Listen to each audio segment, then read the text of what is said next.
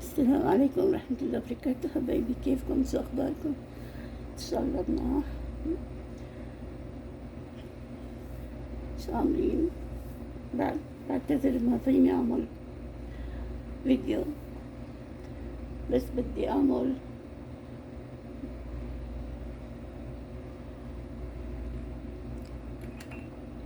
حليب مع هورد بشيل وجع الجسم، خفف السخونة.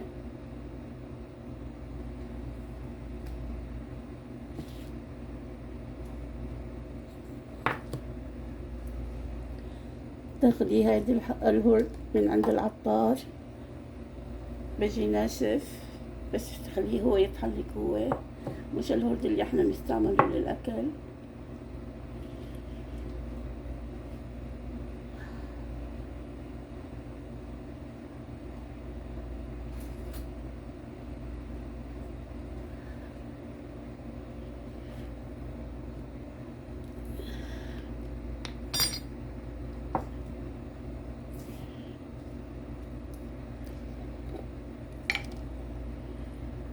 بسم الله الرحمن الرحيم.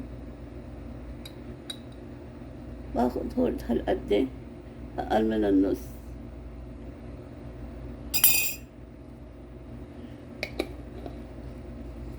حطيته بقنينة إزاز، ما تحطوا بالبلاستيك ولا إشي، ما تحطوا بالبلاستيك لأنه بضر البلاستيك.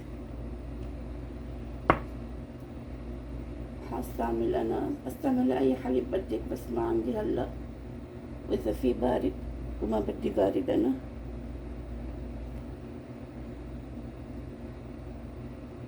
وخرب عندي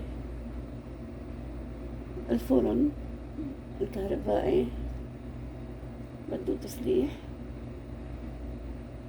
بستعمله من 4-5 سنين. بحط عليه حليب، في ناس تشربه مثل الشاي، بس أنا بدي أشربه هيك مع الحليب كرمال يعطيني الصحة وينزل ألمي.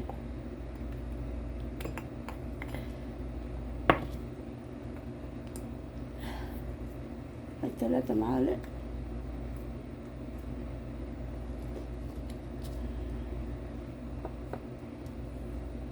استعمل مية سخنة من البرادة اللي بنشربه احنا.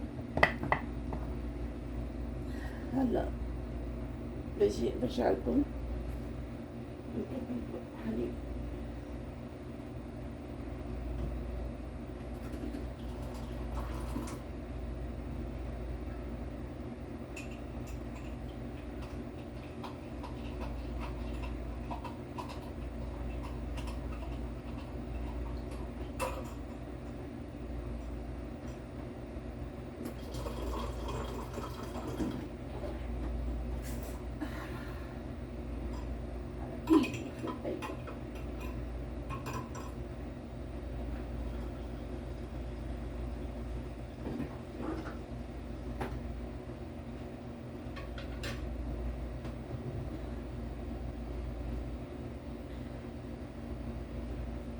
ما شفت منيح، حرق اصبعي.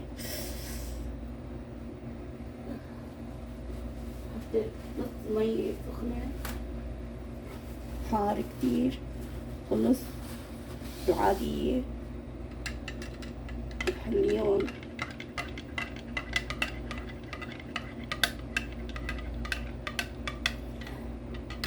لابسة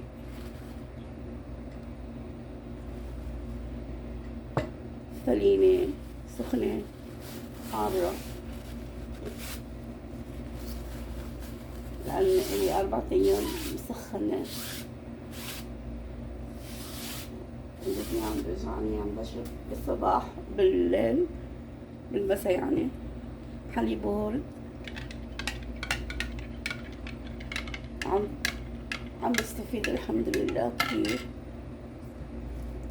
صحة وعافية عليكم، أدولي وندعي لكم بالصحة والعافية. يلا حبايبي، شوفكن على خير بإذن الله. إذا تأخرت عليكم ما تاخذوني وما تقاطعوني، وما تتركوا قناتي بحبكن كتير.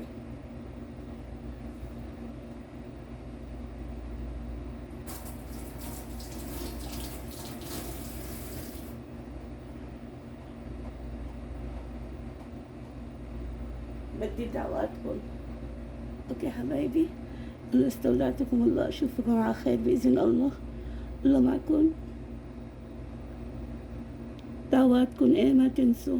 بدي اشوف دعواتكم عندي عندي على الفيسبوك، مش فيسبوك، على مطبخي. اوكي حبايبي، يلا ما تعملوا بس لايكات. بدي كلمة سلامتك ما تشوفي الشر.